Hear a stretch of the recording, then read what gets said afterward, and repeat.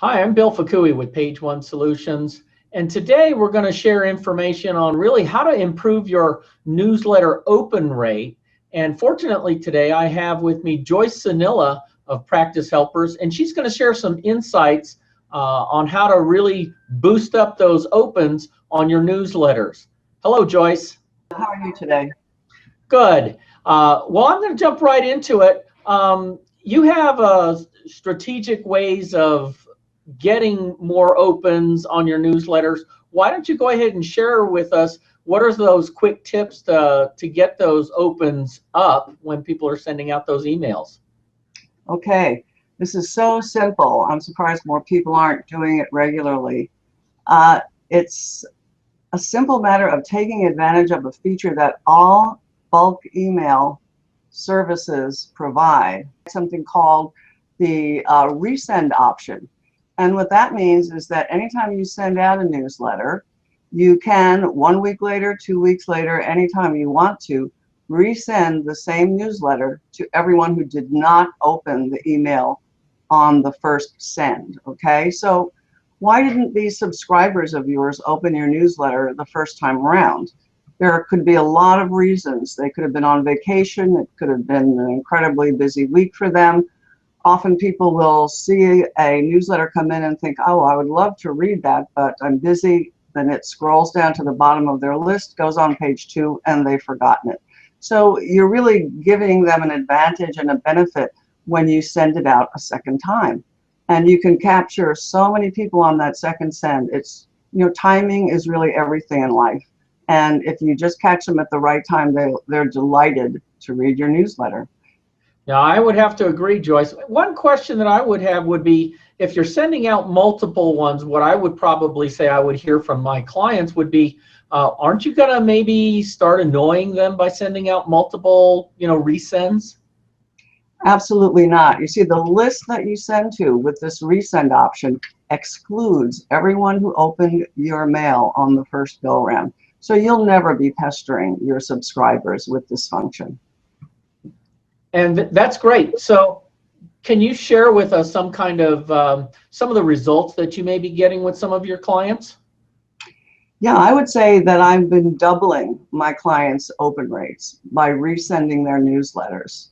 I especially get terrific results if I send it a different day of the week, because there are many people who schedule all their meetings on a certain day, like the day your newsletter arrives in their inbox.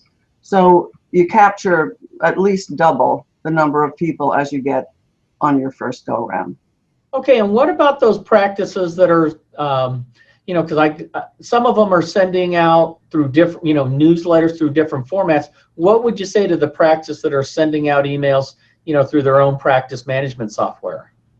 Right. Well, they can't take advantage of the strategy because there is nothing inside Office practice management software that will separate out your list. In other words, give you that secondary list that gives you access to everyone who didn't open your first email. So they can't take advantage of this strategy.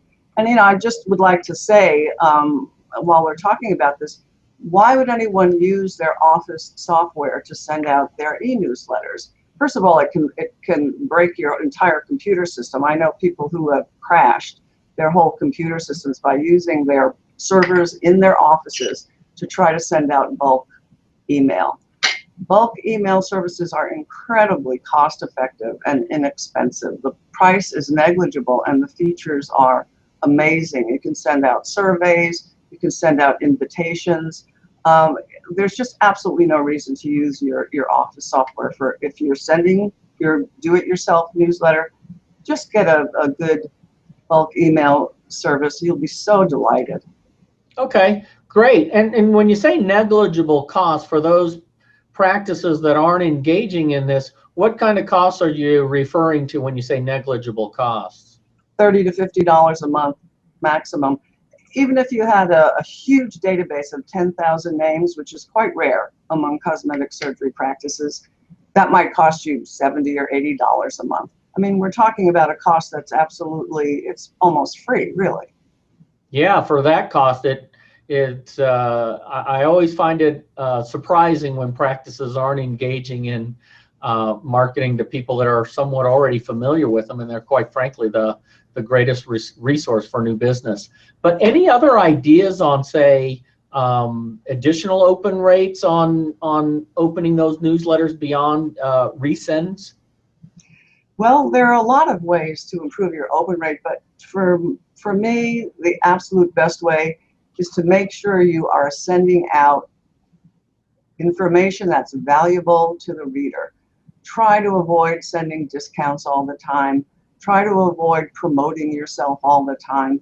It's common knowledge in the e-newsletter or newsletter industry that people really want valuable information. You're giving value. This is not a marketing tool where you're promoting yourself. It's a marketing tool where you're giving value to people who have already paid you money. They're already part of the prosperity of your practice. And so you're giving them the benefit of your expertise by sending them information they can't get from women's magazines and they can't get from their friends. They're eager for this information, and they'll very happily read your newsletter and come back to your practice as the practice that they love. Well, that sounds great, Joyce. Well, again, thank you for your time. I think the information that you provided is very helpful. I look forward to sharing the next video hangout with you. But for the time being, I will say goodbye to you today and wish you a good afternoon. Thanks, Bill. Take care. Okay, bye-bye. Bye-bye.